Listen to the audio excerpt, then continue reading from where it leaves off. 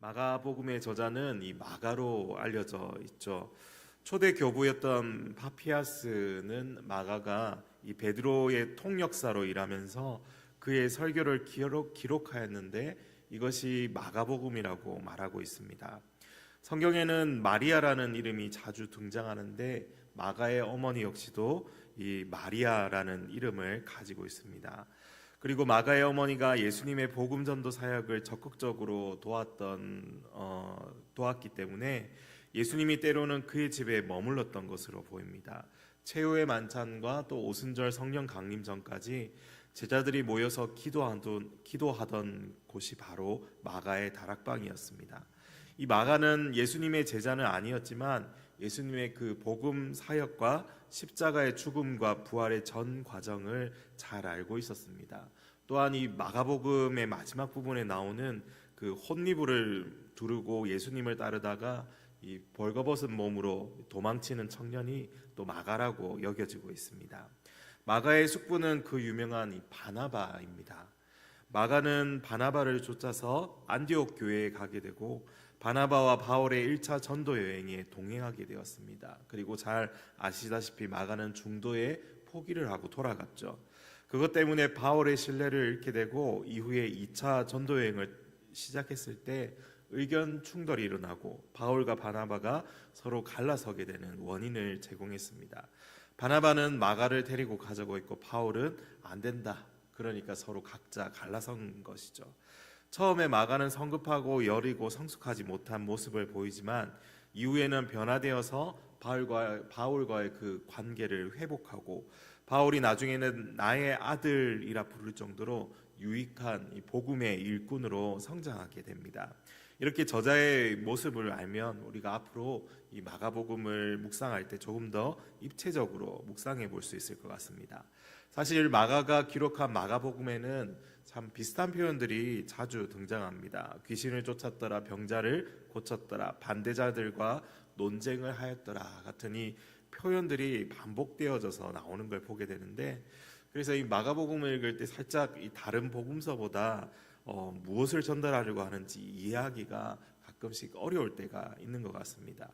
또 예수님의 탄생 기록이나 어린 시절의 성장 기록이 없이 바로 예수님이 세례 받으시는 사건과 복음 전파 사역으로 마가복음을 시작하고 있습니다. 요한복음이 예수님의 공생의 기간을 3년으로 표시하고 있고 예수님이 예루살렘을 4번이나 올라간 것으로 묘사하고 있는데, 마가복음은 예수님이 갈릴리에서 예루살렘으로 한 번 올라가는 이 방식으로, 그리고 공생의 기간은 마치 1년도 안 될 것처럼 이렇게 기록되어져 있습니다. 요한복음과 다른 이런 저자의 시간적 배열은 이 마가복음이 예수님에 대한 이 전기식으로 기록한 책이 아니라는 것을 또한 나타내고 있습니다. 마가의 관심이 예수님의 사역이 시간적으로 몇 년이었는지 보여주려는 것이 아니라 마가는 예수님이 어떠한 일을 행하셨는지를 말하자면 짧고 굵게 로마인들에게 그것을 설명하기 위해서 이렇게 기록을 한 것이죠. 그래서 베르너 켈버라는 분은 이 마가복음이 잘 짜인 예수님의 여행 이야기다라고 정의 내리기도 합니다. 사건들은 모두 비슷비슷하게 보이지만 알고 보면 그 사건이 일어나는 장소는 때로는 이 가버나움에서, 때로는 이방인의 땅에서, 때로는 산과 들에서, 때로는 호수 한가운데서 일어나는 듯 모두 다른 것입니다. 그래서 예수님은 한 장소에서 또 다른 장소로, 이어서 또 다른 장소로 쉬지 않고 여행을 하는 순례자로 그렇게 나와 있다는 것입니다. 그리고 마가복음은 곧 즉시라는 단어를 계속 반복해서 사용하는데요, 이 장소와 장소, 사건과 사건을 이어주는 그러한 특징을 가지고 있는 단어입니다. 마가가 이야기하고 있는 예수님의 복음 전도 여행은 지리적으로 나누자면 3개로 나누어 볼 수가 있는데, 하나는 이 요단강 아래에서, 그러니까 사해 입구 쪽에서 여행을 하는 겁니다. 거기서 예수님은 세례 요한으로부터 세례를 받는 것이 가장 큰 시작점이고 특징이죠. 또한 두 번째로는 갈릴리 호수를 중심으로 호숫가와 호수 건너편과 호수를 둘러싸고 있는 그 이방 땅을 여행하시면서 복음을 전하시는 장면이고, 마지막으로는 그 예루살렘으로 올라가시는데 그곳에서 십자가에서 죽으시고 부활하심으로 마가복음이 끝마치게 되는 것입니다. 그래서 1장부터 8장까지의 내용이 복음 선포를 위한 여행으로 되어 있다면 9장부터 마지막 장까지는 십자가의 죽음을 향한 여행입니다. 예수님의 이 여행은 지리적으로는 예루살렘에서 끝나지만 의미로서는 죽음으로 끝나고 있는 것입니다. 예수님의 사역은 항상 이 죽음을 내포하고 있었던 것이죠.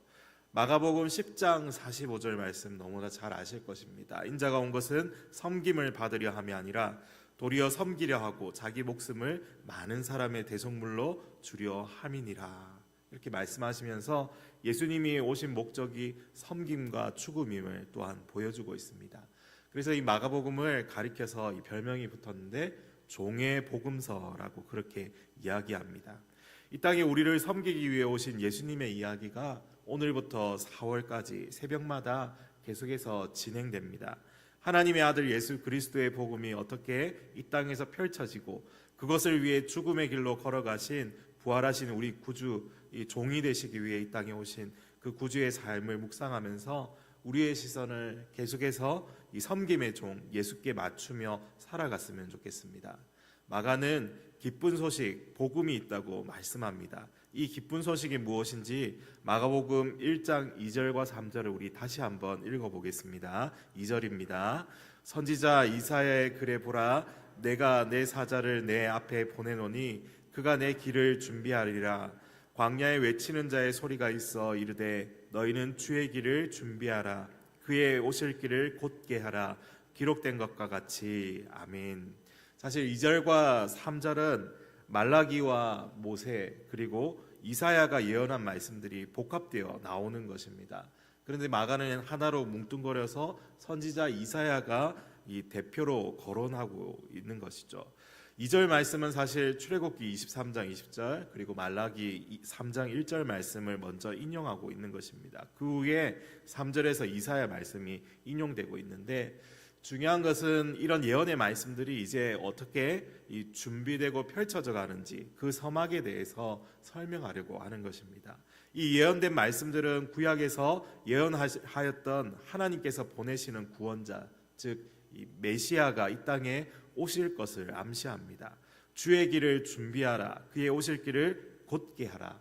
마치 왕이 어떤 지역에 행차하기 전에 전령을 보내어서 미리 맞이하게 하는 것처럼 메시아이신 예수님께서 오실 길을 예비하도록 하시는 것입니다.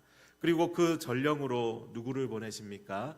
마치 엘리야 선자가 다시 재현되는 것과 같은 모습의 이 세례 요한을 보내셨던 것입니다. 왕의 행차를 알리는 세례 요한은 이렇게 선포하고 있습니다. 우리 7절과 8절 말씀에 그가 전파하여 이르되 나보다 능력 많으시니가 내 뒤에 오시나니 나는 굽혀 그의 신발끈 풀기도 감당하지 못하겠노라. 나는 너희에게 물로 세례를 베풀었거니와 그는 너희에게 성령으로 세례를 베푸시리라. 아멘. 요한은 많은 사람들에게 회개의 세례를 베풀었습니다. 그는 이 사람들의 마음이 준비되도록 만들었던 것이죠. 그래서 예수님께서 능력으로 역사하실 때에 모든 그 스포트라이트가 왕이신 예수님께 집중되도록 준비하는 그 역할을 하였던 것이죠. 이렇게 오늘은 마가복음의 이 서론격이라고 할 수 있는 1장을 함께 살펴보았습니다. 우리를 구원하시기 위해 이 땅에 오셔서 묵묵히 그 하나님의 나라와 복음의 그 알파와 오메가로 역사하신 예수 그리스도의 모습을 우리가 계속해서 묵상하는 시간이 되기를 원합니다. 세례 요한도 예수님도 섬김의 종으로 일하였듯이 우리 역시 호흡이 있는 시간 동안 많은 사람을 섬기며 복음의 일꾼으로 의미 있게 살아가기를 소원합니다. 과거로부터 해오던 타성에 젖은 형식적인 신앙의 습관을 반복하면서 이만하면 내 믿음이 이만하면 되겠지 하면서 안심하는 것이 아니라 날마다 우리가 개혁하고 몸부림치며 예수님처럼 하나님의 나라를 위해 섬기는 자로 살아가는 우리 모두가 되기를 간절히 소망합니다.